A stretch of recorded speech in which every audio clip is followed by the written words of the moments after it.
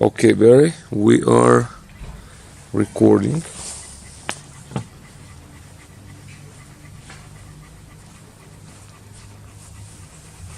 This is good. Are you comfortable? I am very comfortable. Okay, good. So, I have a new device here. You know, some people complain that the sound is not too good from the camera. So the wind. So I bought a new recorder here. Just opened this morning, so Nice. let's see how I manage this. Okay? Sure. It looks like it's fine working, protecting us from wind. All right, Barry. Well, good morning. Good morning, Sergey. So, you're a first guest in many years, I mean ever, Yeah. that testified in front of Congress or Correct. Senate. The Oh, Senate, correct. Senate Okay. Finance Committee. Okay, so maybe we can start from that and just kind of brief. You can share about this, like what was the testimony about, and kind of your background, and kind of entering into the conversation to this. Well, first, Sergey, I want to thank you for the healing that you've been able to provide to myself and to my wife. My background, most importantly, I'm a husband, I'm a father, Keep going, keep going. I just I'm a want to make sure. grandfather. I'm a retired Air Force officer, major, 2 tours in Iraq. Okay. I'm a healthcare provider, a healthcare administrator, and my civilian profession has been in end-stage organ failure and transplant.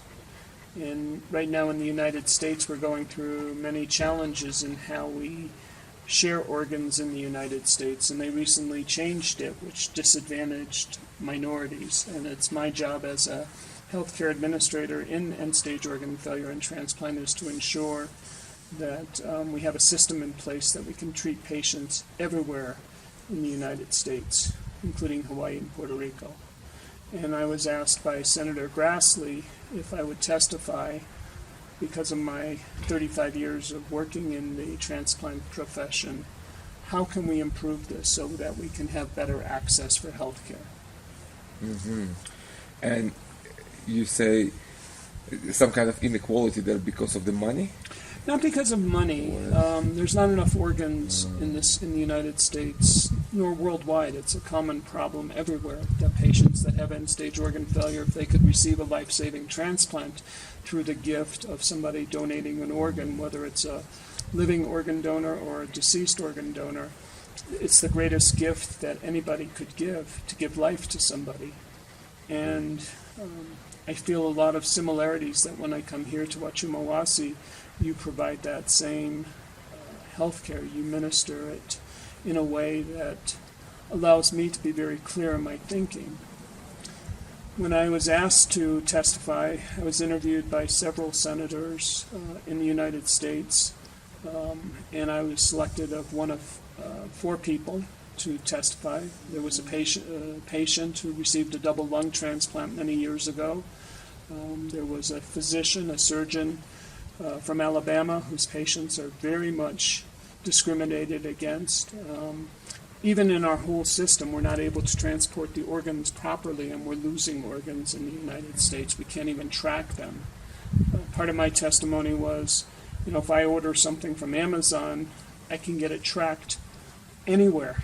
And yet a kidney could be placed on an airplane, and you lose contact with it. And our surgeons are waiting to give this life-saving gift to somebody. Whether it's a heart, a lung, a liver, a kidney, a pancreas, we've changed the system where the system is not meeting. For example, there's not enough charter airplanes to move my doctors in the middle of the night to even go recover organs, and we have to delay the operation for both the donor and the recipient. So, Serious subject. very serious subject. I just not only did a personal testimony in Washington, D.C. in August, but I was asked to continue to provide support to the senators so that we can make good decisions, so that we can improve this process and save lives. Okay, so you're in the life-saving business, basically, all your life. All my life, that's been my career, whether it was in the military or civilian. So in the military, briefly, what was your job? So my job, I was a flight nurse. I was attached out of Scott Air Force Base, which is headquarters for the Airlift Command. And I spent almost 30 years in the military. Probably my busiest and hardest assignment I ever had was I was Director of Operations in Operation Iraqi Freedom, OIF, in 2003.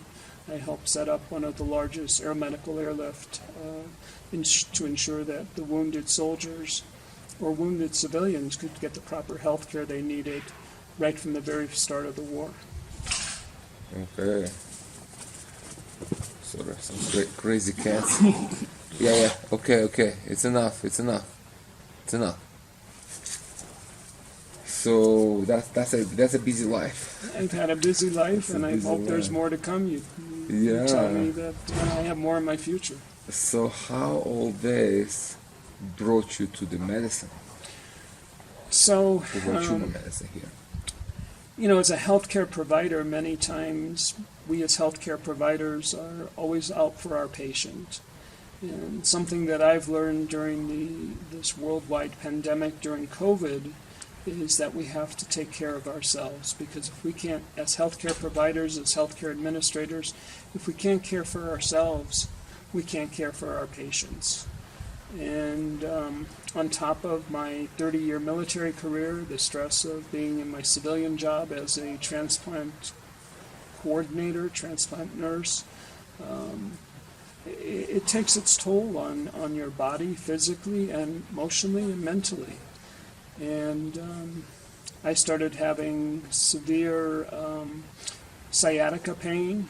It required me to have a surgery in 2014. My disc in L4, L5 had to be fused together. I did a discectomy, and then they fused it. But the pain continued. And when you take that on top of the post-traumatic stress disorders from just going to war, you don't realize. You put it somewhere in a compartment, and then when it comes out, it comes out like a monster. And my life was not balanced the way it needed to be. So I was looking for proper treatment. And while Western medicine can provide therapies, and I was very blessed that the Veterans Administration Hospital that I was at, that we were able to seek out holistic healthcare medicine, not traditional medicine, to help us. And my wife and I started exploring what options there were.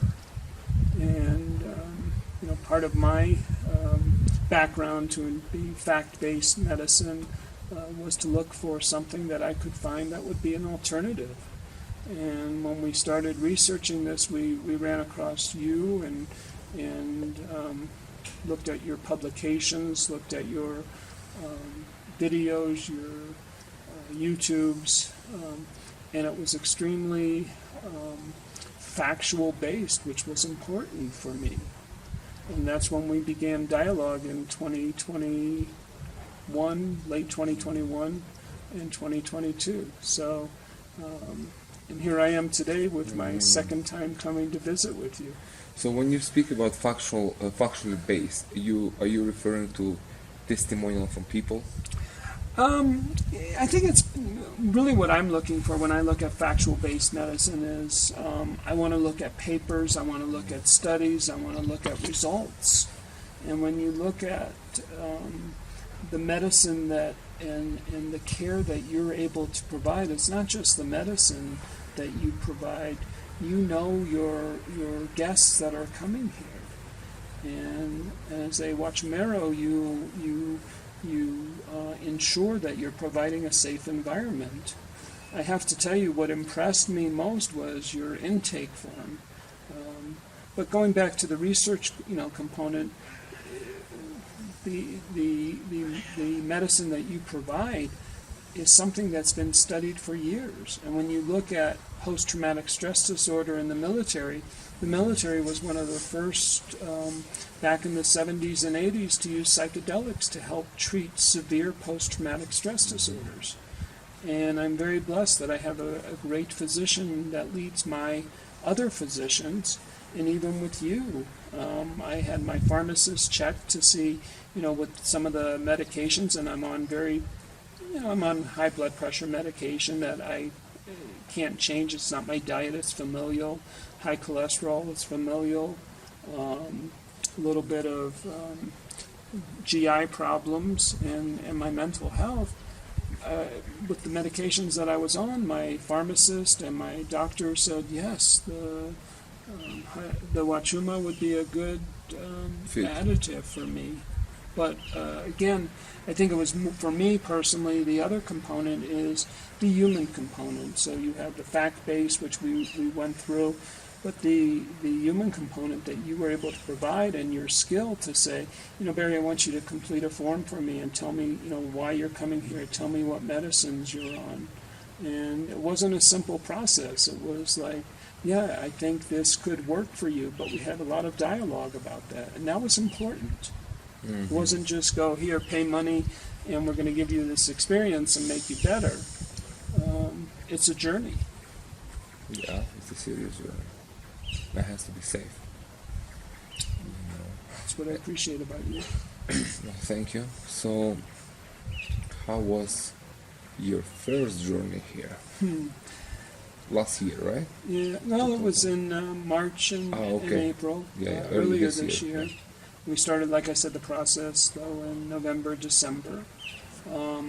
My first time, even though you told me as a Huachumero that I needed to trust the medicine, let down my irritants that bothered me, my control, my fear of if I lost control, what that would be. And I can remember my first two ceremonies. It was really hard. I know the first day you gave me a little medicine, and then you saw me in the field and said you needed more. My second one, I was like, whoa, I can't do this. I was bouncing. And by the third ceremony, you were able to adjust my medicine. And the way you communicated with me, you started to know me. You started to know me as Barry, which was great. And between trusting the medicine, me beginning to trust you, me beginning to trust the people that were with me as we did this ceremony together as a group, was so important. And that's when I started to begin to feel the effects of this, of the therapy that you provide here at Huachuma Wasi. Okay. So how was the first one different from the second journey? So, coming back, first of all, Cheche, your phone? ¿Vas a ir? ¿Vas a ir? Sí, voy a ir a ver lo de la madera para Yeah, okay. So the first time, I think, was an important, we had an important breakthrough. What are you talking about first time? First time. The first time, some of the important breakthroughs was, once I began trusting you, trusting the people I was with, I started to feel the effects of a calm. And then as I began to use my brain and think about this, thinking about the pain, how can I alleviate my pain? When we walk to the field, it gives us time that when we do the ceremony, before we even walk up there, you put us in a space that is, it enhances the healing. It enhances the self-understanding. Why am I here on this earth? What can I give to the earth and to the people I work with, to the people I love?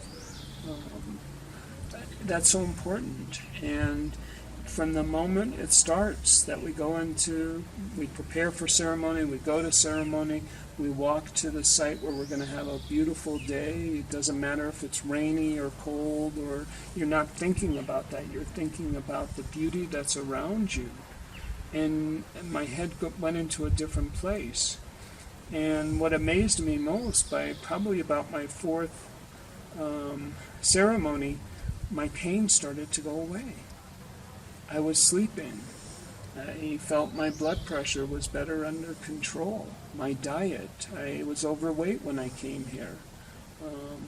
But all of that together and the balance, I think you've done something also remarkable is that you include your family with this. You bring values to your therapy that's important, and you demonstrate the love that you provide for your family, and your family provides to you and to your guests. Your children are amazing, and that's our future. So, being able to do that, but once you're in the field, it's the walk back to that Huachuma Wasi. It's the ability to be with the people that you were with all day, that you were sharing power with, that you were to have dinner with them, to have a meal, and then to be in front of a fireplace and talk about your day, and the honesty that everybody provides. It's almost from day one. There's a trust there. And people have power. They know what they want to share, and sometimes it's hard discussions, but the therapy continues without you in the room. And that's a value that is so important, that therapeutic milieu that we learn from Western medicine. How do you combine that? And you do that well. Well, thank you for your feedback. That's very good to hear, to witness, not just to hear, to witness the change. Yeah. And it's certainly different this time around. The difference is great. It's very noticeable. Thank you. So how is the medicine for you? What is the Huachuma in itself for you? What is the experience? Well, first of all, the Huachuma bring, what's interesting is you don't eat, but there's no hunger pain. You bring water to the field, basic nourishment, to ensure that we're good. But the medicine allows you to relax and calm. Probably is the most important. It helps connect my soul with my heart, with my brain, that it creates a calm that if you trust the medicine, it will help you. From personal experience, when you don't trust the medicine and you could connect your heart, your soul, and your brain, it doesn't work because, you may feel nauseous a little bit, you may get thirsty and dehydrated, and if you're not keeping up with those things, it's so important. But the medicine creates such a calm that you're sitting there and you know when you need water, you know when you need to put a blanket on or take off your jacket. But that medicine helps connect that. And then on the second level, the connection, you don't even have to say words to people in the field, or even now I feel like I have a connection with you that some days you don't need to come over and talk to me, just you walking by with Golis provides such comfort that it allows me to settle. So I think for me personally, that is what I feel, and I would hope that's what you want us to feel, me to feel, our group to feel. We all come here for different reasons, and I like how you individualize that care and how you individualize that care for me.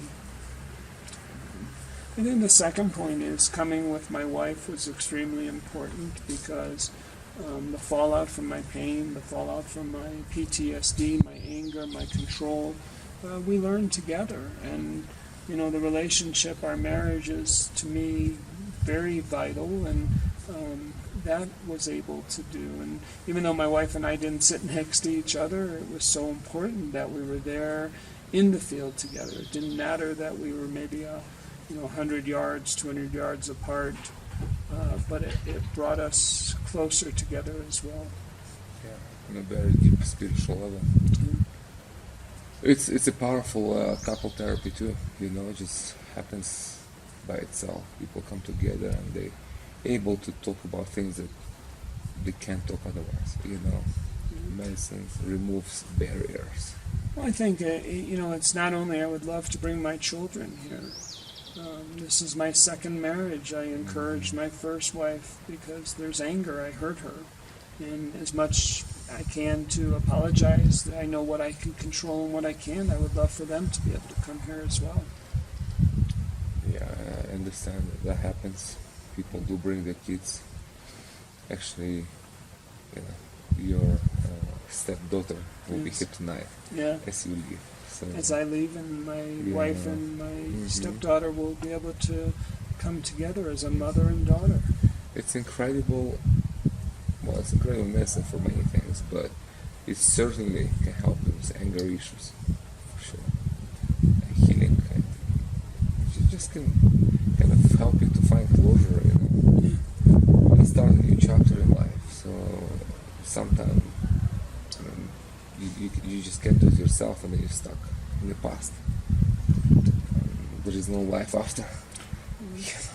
I was thinking last night about spiritual, and I still believe in God and I have religion, but I know in your book, as you mentioned religion, I don't think there's any religion I've come across that would precipitate saying, don't come for Huachuma Wasi for care.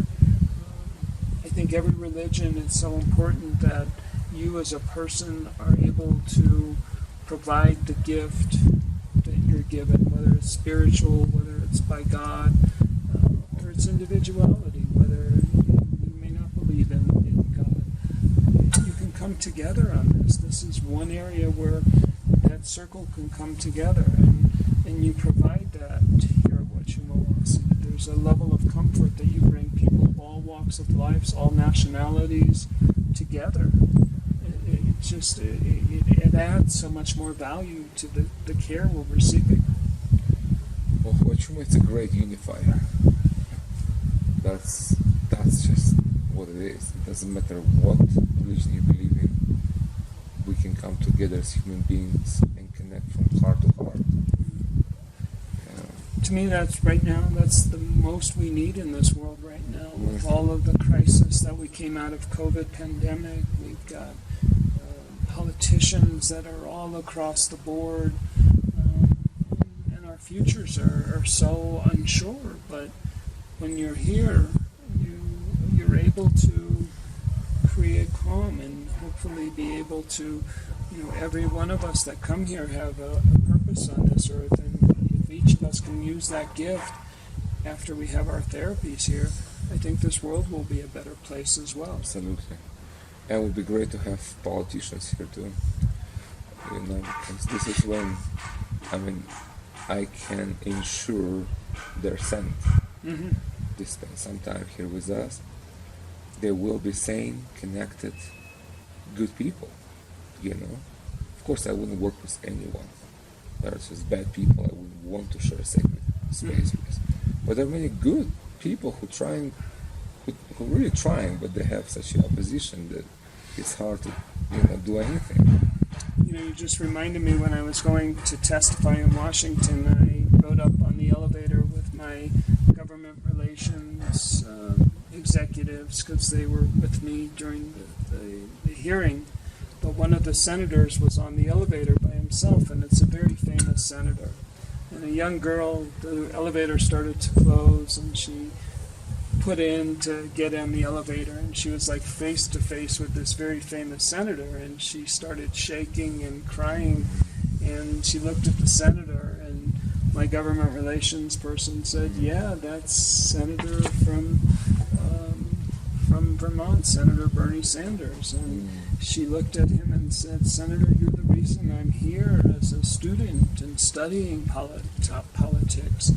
And she started crying. Senator Sanders looked at her and said, sweetheart, what's your name? And you don't think of senators like that human touch. And I would love to be able to get some of our politicians here, some of our physician providers. Absolutely. It would help the whole system. Because when you get connected and enlightened, you share that with others. You influence other people in a good way. You influence policies that enhance healing, and this is what we want to do with another friend who spent here some time with us. He's a former Marine and firefighter, and he went through incredible healing here. And he's trying to bring vets here for healing, because this is the fastest, the most profound healing that actually works. We can save lives here, and his life was saved among others. So you are the second person from military, from that area that bring that up. If I remember my facts, I think we lose 22 veterans per day from suicide. Yeah, why? Why? They don't need to die. And these are people, being in the military, you're always taught, mission first. You have a pain in your right leg, suck it up. Doesn't matter if it's 2:00 in the morning and you haven't slept yet. It's mission first, and we drive for that. But then when you go back into your civilian world, you go back to your family, you go back to your wife, that takes its toll.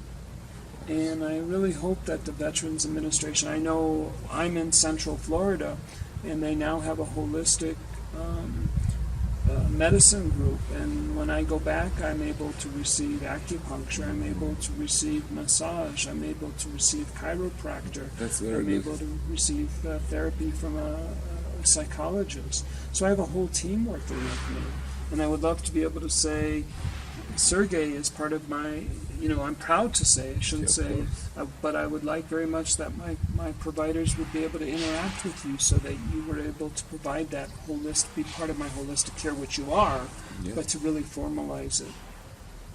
We're here, and I'm happy to help. That's for sure, So, even though I disagree with the whole notion of wars and the politics behind that, the people who serve, servicemen, I respect these people, because these are the people who were willing to sacrifice their lives for the safety of others. This very honorable, thing. So, and I also see how inadequate the mainstream healing obviously doesn't. It's not so effective if 22 of them kill themselves every day. I mean, this is 22 people lose their life every day for no reason. It's like they can't be saved. It's like they went to war, they survived the war, they survived the bullets, and here they are coming home and they just take their life. It's just so wrong.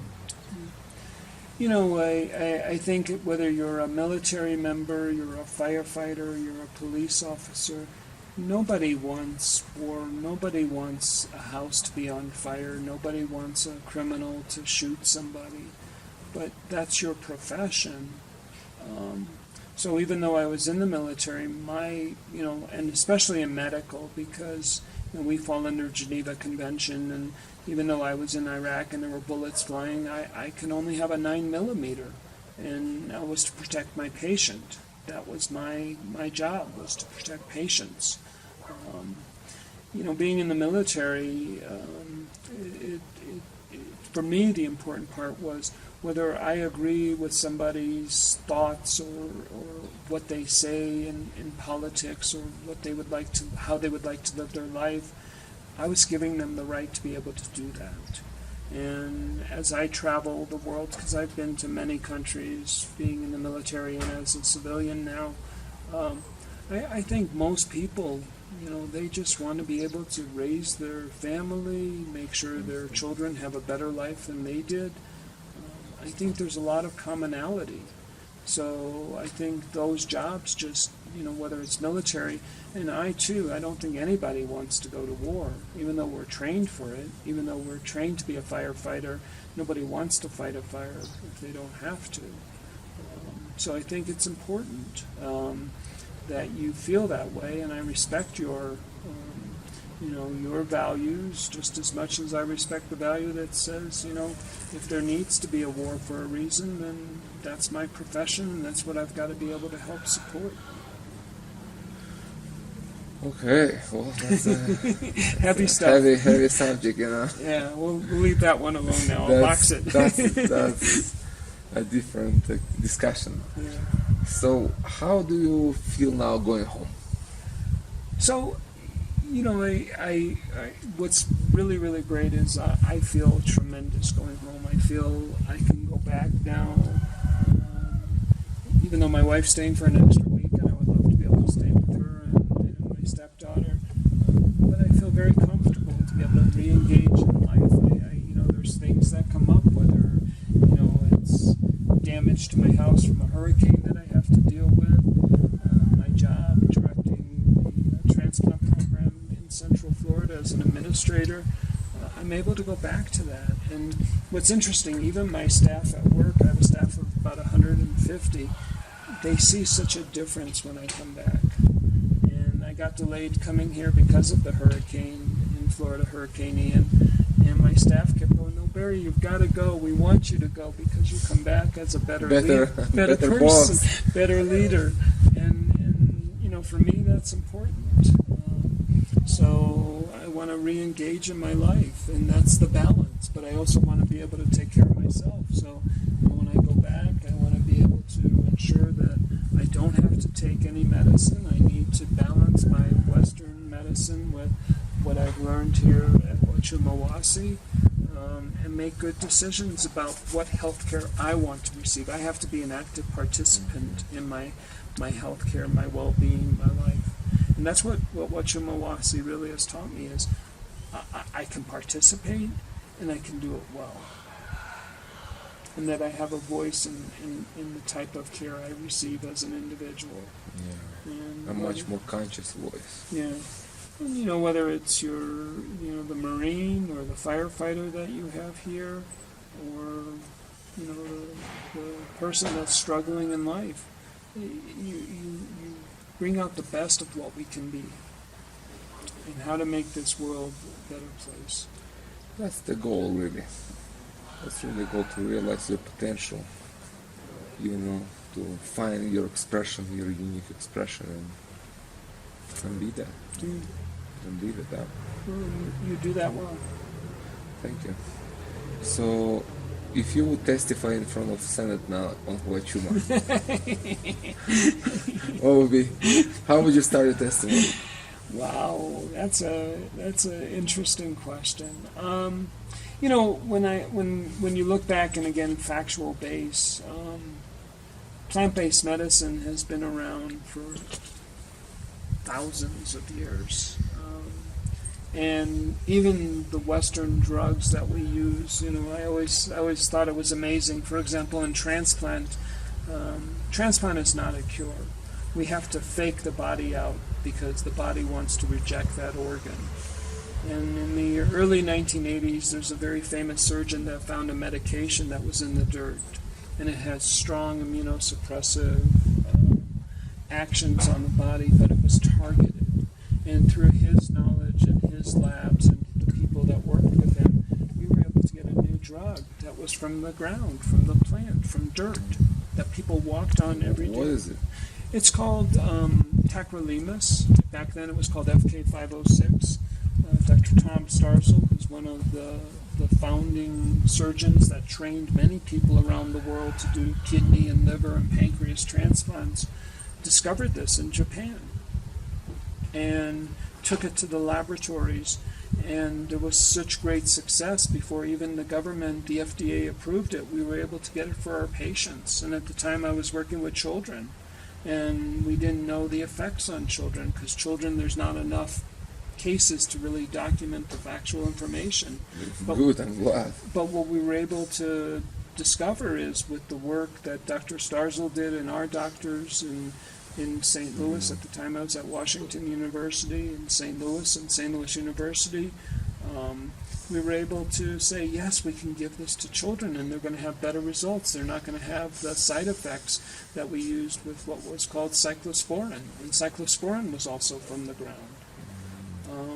So again, the knowledge is there. It's having our senators and the pharmaceutical companies, which have a lot of money, pushing the government to say, No, we have drugs. They don't need to seek out alternative therapies.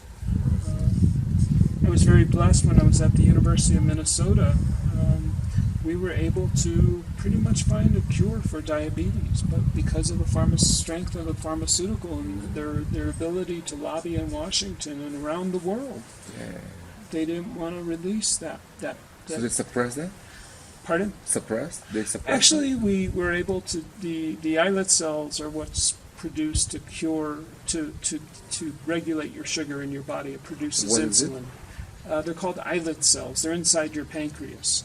Okay, but when your body cannot produce enough, then what Enough happens? of it, we were able to take islet cells from animals and able to re-inject them into humans, and it controlled first it controlled the amount of insulin you received, which is the drug that diabetics use. And we were able to get them to be able to completely be off of insulin. It's That's amazing. That's just amazing, and they suppress that. They suppress that. So it's not on the market. No, it's not on the market, and it's because Big Pharma won't allow that to occur. This is evil. So that's, if I was able to go to the Senate Finance Committee, I think, when we healthcare is a big part of the cost, whether in any country you go to. And USA, we pride ourselves that we're the best in everything, but we're not. When you have the ability to help people, and we're not doing the best at it, that's a problem. And if I were to go to the Senate Finance Committee, I would say, look how much money you're spending with Medicare and Medicaid in this country. Just a waste. And yet we still have suicides. We have people that are on narcotics that that cause many problems. They go on.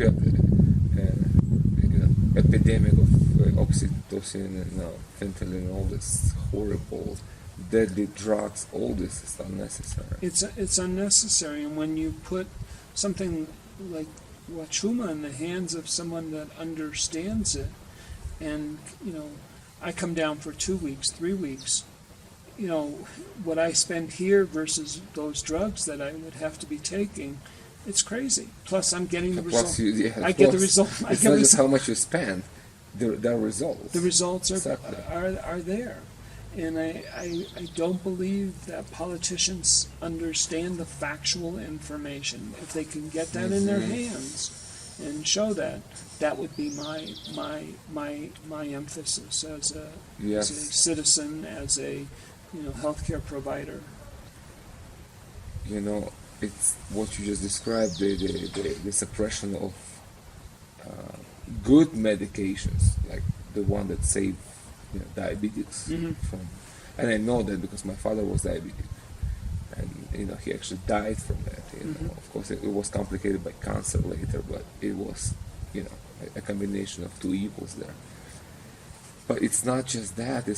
It's also the same exact principle applied to psychoactive medicines. It's like they don't want that too. They suppress that because they want to give you their medications, Xanax, Prozac, lithium, which doesn't really cure the problem, does not address even anything. Just can numb you to pain, put a band-aid, and push you back into workforce. That's it. So it's the same thing.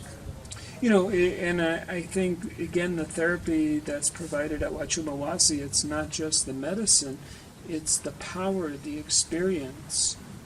Yesterday's ceremony, we went to a very sacred location in Peru, and the power that this rock gave from a civilization thousands of years ago, they realized something that was No, we don't. We don't. That's And the truth. I would love to get our politicians there to experience it. We can definitely do that. Build a bridge to Huachuma Wasi. It was your environment. You have good connections there, and it doesn't take the whole Congress to be here. It takes a few key people to show them what it is, to explain that, and they would be a force for change, for themselves, for the family, for the communities. It can be done. You're right. It only takes one person. Just the right person, Yeah. an open-minded person who can make a difference. Because the difference has to be on the level of legislations. You make it there. Just change laws. You provide people with more ability. You send vets to Peru. Or other things. That's just one example. And when they heal, they go back and they lead by examples. People see that, hey, you look much better, and now you're a full, Well, you're performing at your maximum, and I can tell you it enhances my job. I'm able to make good decisions. I have to make decisions that are going to affect life and death, and I do it in a way that's thoughtful, that's fact-based, but it's also spiritual. I have mission. I have, people want to live, and that's important. I think when you combine all of this, I know it's made me a better person. And I can tell you the people that have been with me, whether it was at my first time here at Huachuma Wasi or now my second time, I stay in touch with them, and we help each other.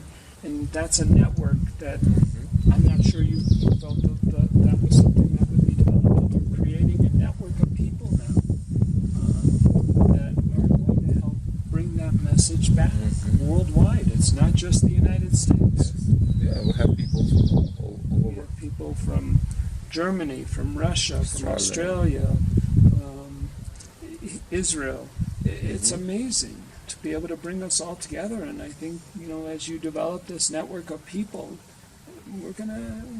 we'll have a voice. Make a change. We'll have a voice, and we'll make a change. Well, we do need a change. The world needs a change. Well, maybe I'll get to go to the United Nations now and address it there. I think it would be a good idea. Bring Huachuma to the podium. Speak the words of truth. Yeah, That's what's needed. I agree. You've given me a new A new direction. mission. A new mission. This is a mission. This is a big mission. Yeah. I'll get you back to New York. I'm not sure I want to travel at the moment, but if the world comes to senses at some point, then traveling, it's something on the table, Yeah, I understand. But meanwhile, come here. We're here, beautiful mountains. I would recommend this, and if I could help someone, and if they want to connect with me through you, I'd be more than happy to talk to them and share my experiences. Okay. Do you have what contact would you like to provide? Well, what I would do is ask that it run through you, and then you could direct them to me. Yeah. Okay. That's how I would like to do it. Understand. Okay. And you have my email. It's a small world now. We're able to communicate with each other. Yes, very good, very good. Well, that sounds very good, Barry. Thank you for coming, for showing up, for doing the medicine, for sitting with yourself, for all that, and for taking time to come here and chat before you leave. You leave in an hour, so are you packed? I'm all packed. Ready. That's my military background. Oh, yeah. And that's my. Yeah. So I'm ready. Everything's neatly packed and ready to go. Yeah. That's the same with Michael, with my friend Michael, who's a Marine. Yep. He's also always ready, always packed. At 3 a.m, he's ready. He's always ready. Yep. You've got to be. That's our creed. So maybe you meet him one day. He's a really great guy, and I look forward. It's very much well on the same page, Yeah. And he really trying to help vets and firefighters, servicemen, It's So, important. yeah, because the stories he shared was whoa.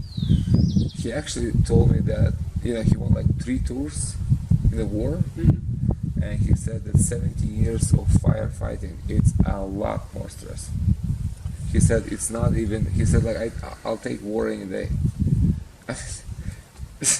It's whoa, these people need help. Yeah, no, I agree with you, and I agree with Michael.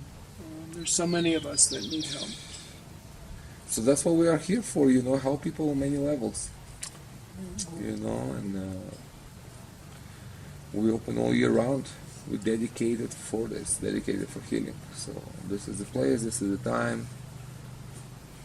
come and do the healing. Cauca, Peru is the perfect location. It's powerful. It's amazing. Look how beautiful, how peaceful that is. You're absolutely right, Sergey. Sounds good, Barry. Any closing statement? All I would say is you've got to keep doing what you're doing because you're doing your part to help this world. And I wish you and your family nothing but the best to be able to continue this mission. Thank you. All right, sir. Okay, Barry. Thank you very much. Take care.